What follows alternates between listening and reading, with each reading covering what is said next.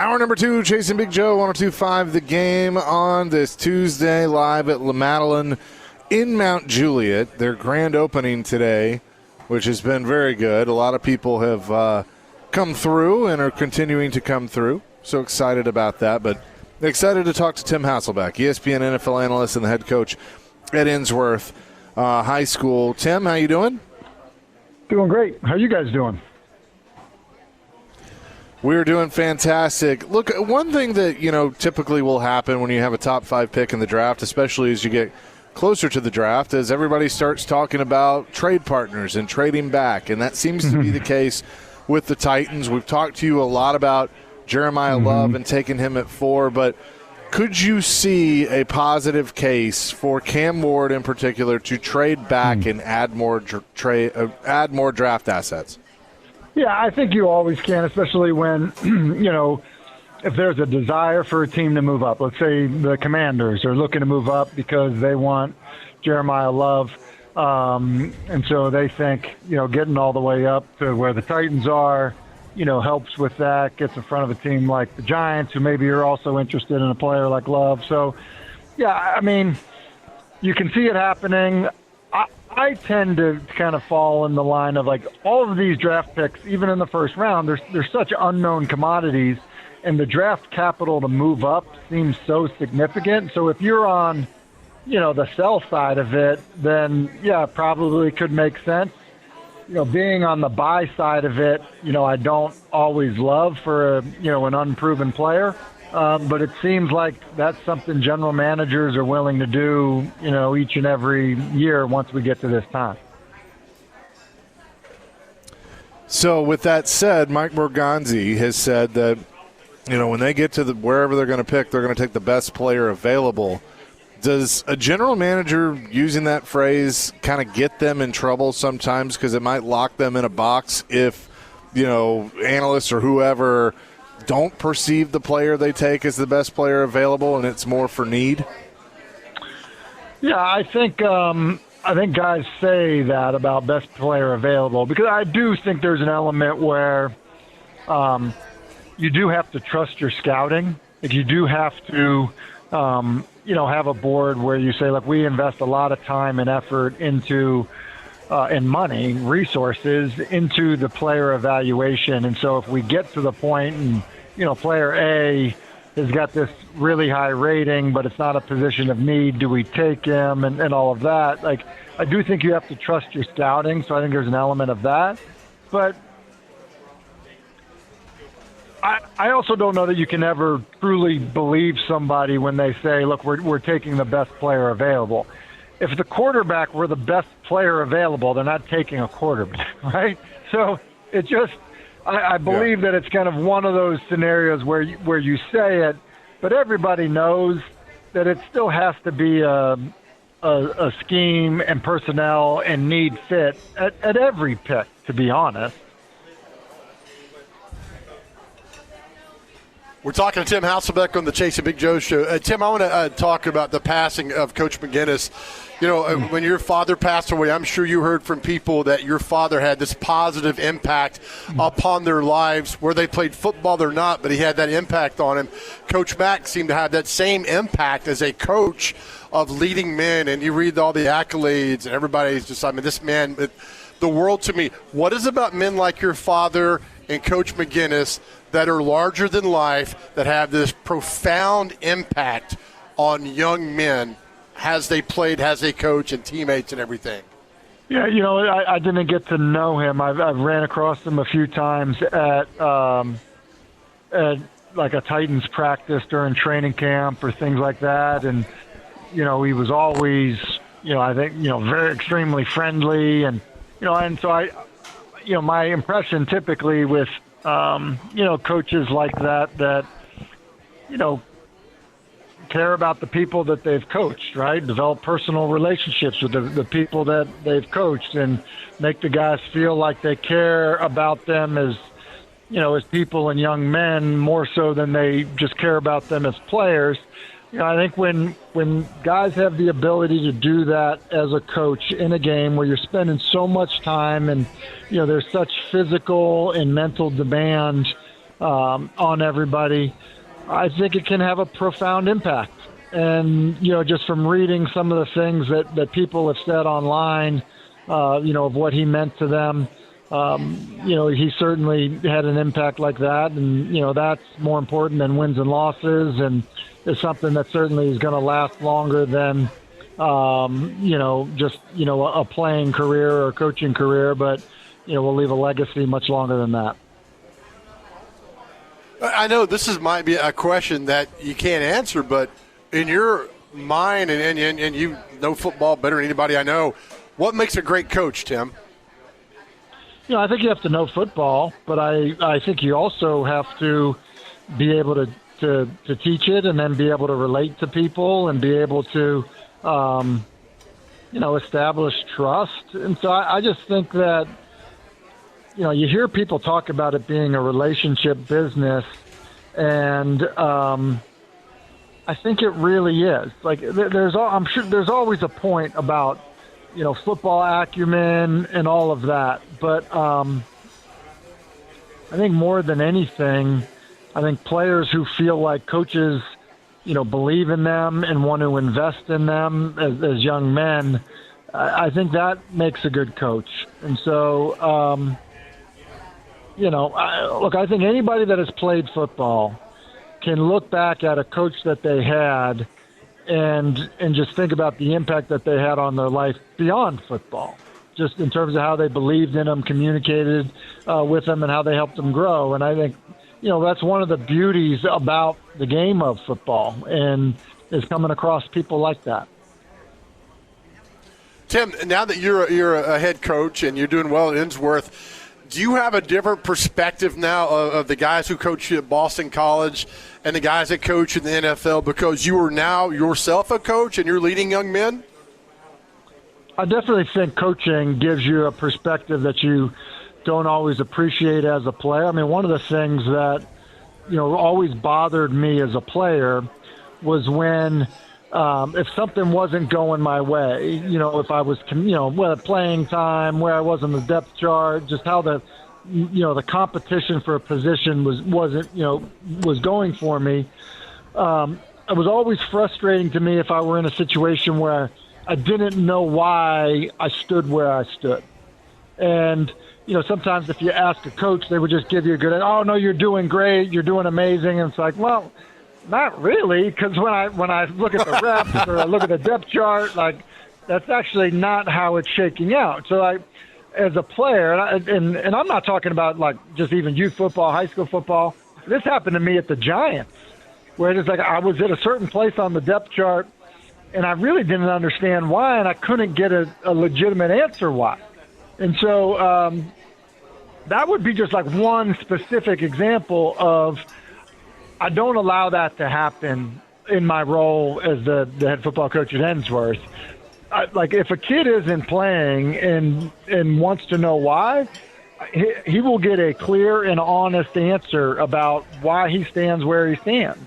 And, it doesn't mean that everyone's always going to love what they hear, but that's an important life lesson, for guys. Like, you're not always going to get told everything is great, everything is great. Like, at some point, look, I was fired 8 times before I was 30. At some point, you're going to get some information that it's not exactly what you want to hear, but it's maybe the truth. And so, look, listen, the experience will be the experience. No one is ever going to say, like, hey, coach lied to me about this, or like, that's just because of my experience as a player. That's just not something that I would put a player through now as a coach.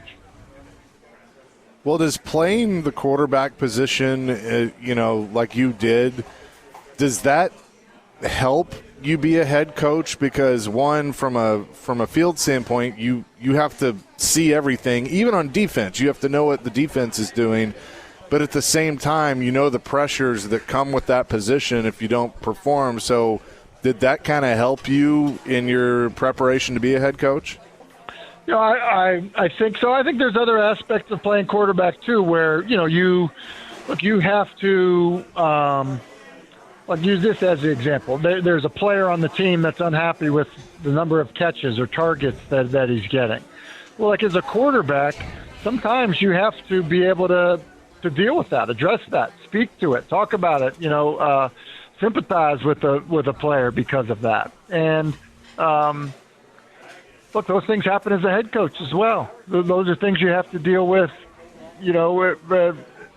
as a coach, just like you did as a player. So I think all of that, I do think that there are valuable lessons as a quarterback. And then certainly, just I think back to my time, like mine, the information I learned from Kevin Gilbride about the run game in my time at the Giants was invaluable. I mean, I felt like I was sitting in an offensive line room at times because of, the way that he would teach the run game to the quarterbacks.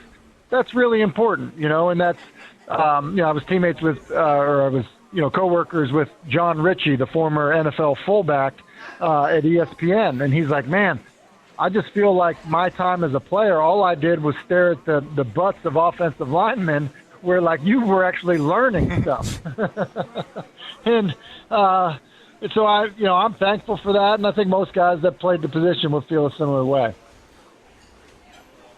Yeah, you hit a chord with me about clarity. I remember one time in college, I thought I had a good game on a Saturday. I came out on a Monday, and I went from first team to third team.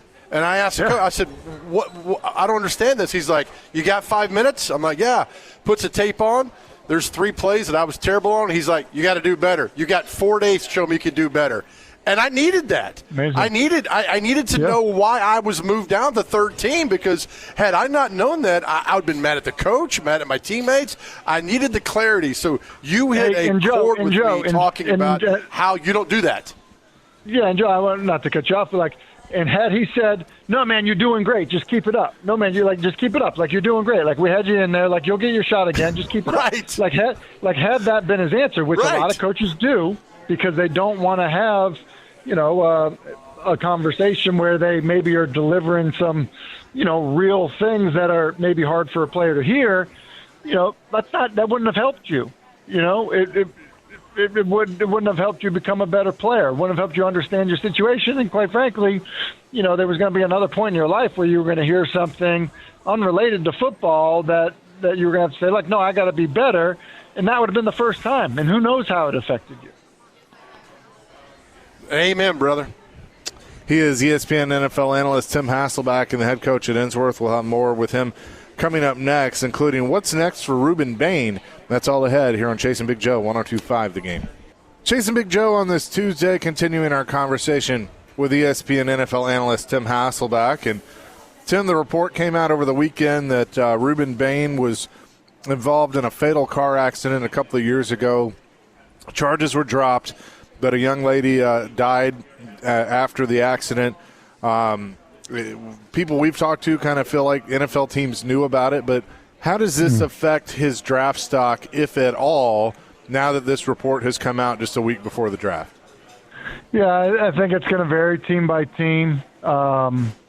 We've seen things similar to this every year, and I think that, that's typically what happens. There's some teams that, to your point, Chase, some teams knew about it and some teams didn't, with things in the past. And then, I think the perspective for each club will, I think in some ways be influenced by things that have happened in the past, right? Like, I think the Isaiah Wilson experience in Tennessee will have an effect for years, even if it's, different groups, of leadership that are, involved in it. So, and then I think when there are teams that have, taken risks on guys and it works out, I think that probably makes them a little more apt to take some risks. So, that would be my guess with it. I would think that this is probably not a surprise,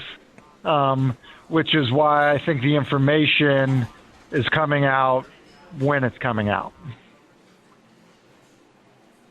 Yeah, and that makes sense. Would it, if you're one of the people making this decision, would it deter you at all, especially if he were to have told you, like, I know from working with Floyd Reese, he would tell us that, in those interviews, basically it was is there anything I need to know that's going to make either one of us look stupid? And so if he didn't divulge that, that'd be a problem. But if he did, then, I feel like that's showing some honesty.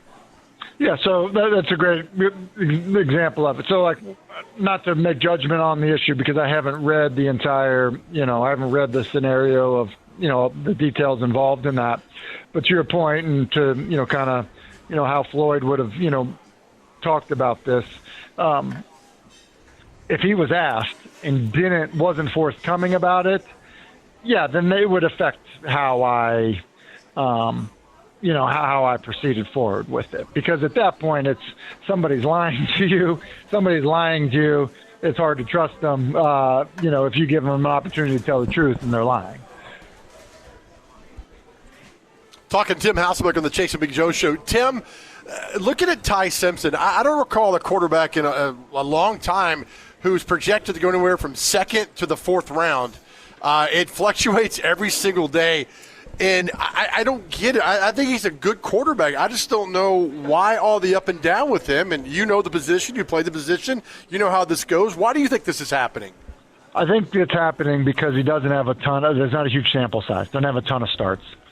And so if you just look at the history of guys that, whatever the number is, fewer than 20 starts or things like that, especially in recent memory, those guys haven't really fared well, right? So if you just look at Anthony Richardson, Trey Lance, guys that didn't have a ton of starts, haven't had success. So I think there's going to be people that gives a lot of pause. And there's reason for it. It's the hardest position in sports. And so to think that somebody who hasn't played it a lot, especially at a high level against high level competition in college, there's going to be concern. And then on top of it, like it is for all players, for Ty Simpson, there are good plays and bad plays when you watch him. And so, because the sample size isn't real big, it's easy to get to a conclusion of, hey, I feel this way about him or that way about him based on this small sample size. When a guy has 40-something starts, you can say, look, the overwhelming experience watching him play is this. There's more bad than good, or it's clear that he's able to do this because I've seen it over 3 seasons, right? And so I think that's why there's such probably a wide range of people being like, no, he's the best quarterback in the draft, which would mean he would get picked number 1 overall. And look, he could end up going outside of round 1. It's just crazy. Are you sold on Mendoza at number 1 to the Raiders? Would that be a good fit? I mean, is he the guy for them? I do think that he's the best prospect. When you look at size, experience, production, what he did to a program that, traditionally had not been a very good football program, what he did against high-level competition, what he did in critical moments, how he tests, in terms of just physically measures all of those things. And then you would, on top of it, I think you look at his path and you think about the production at more than one place. He is checking a lot of boxes in terms of giving you confidence that he would be able to do it when he goes to a pro team and is faced with some of the adversity that guys are faced when they get drafted in the NFL in the first round. Good points. Let me ask you this. When your brother got drafted in 98, was it up and down with him as well? I know he got drafted by the Packers on down, but it was like, hey, you're going to go here, you're going to go there. You might go second round, you might go fourth round. I mean, I got to think watching your brother go through this was like, what in the world? Yeah, for him, he was not projected to get drafted. So when the Packers called him and took him, it went from like, we're not really sure what to expect to, oh my gosh, this is an amazing party that we're about to have right now. Like, can you believe it? Like, this is absolutely incredible. And, just learning some of the stories now of like the why, it's really been, it's kind of been wild. His story was he had one coach show up to his pro day. It happened to be Andy Reid. So he was working at the Packers at the time. He was I want to say he was a tight ends coach the year prior. Wasn't even the quarterback coach. And, Andy, I think since had told Matthew, like, I really didn't care what it was going to look like. I wasn't worried about, like, could he throw? Was he smart? He was more like, did I want this guy in my meeting room? Did I like, what would it be like when he's sitting in there with, I forget who the quarterbacks were at the time. It would have been like Favre, Doug Peterson, and David Klingler. Like, dude, could he fit in this, quarterback meeting room with those guys? And, that was really why he made the trip to Chestnut Hill from Green Bay. He is ESPN NFL analyst Tim Hasselbeck, who always joins us on Tuesdays at 1 o'clock. Tim, appreciate the time as always. We'll talk to you next week. Thank you. See you, fellas. Absolutely. Tim Hasselbeck joins us every week, and we'll react to some of the things he had to say on the draft. Coming up next, live from La Madeleine here in Mount Juliet. You can come by and see us. A lot of people still in here. I just had the turkey sandwich. It's fantastic. It really hits the spot. So come by and say hello. We'll have more good, coming buddy. here on 102.5 The Game.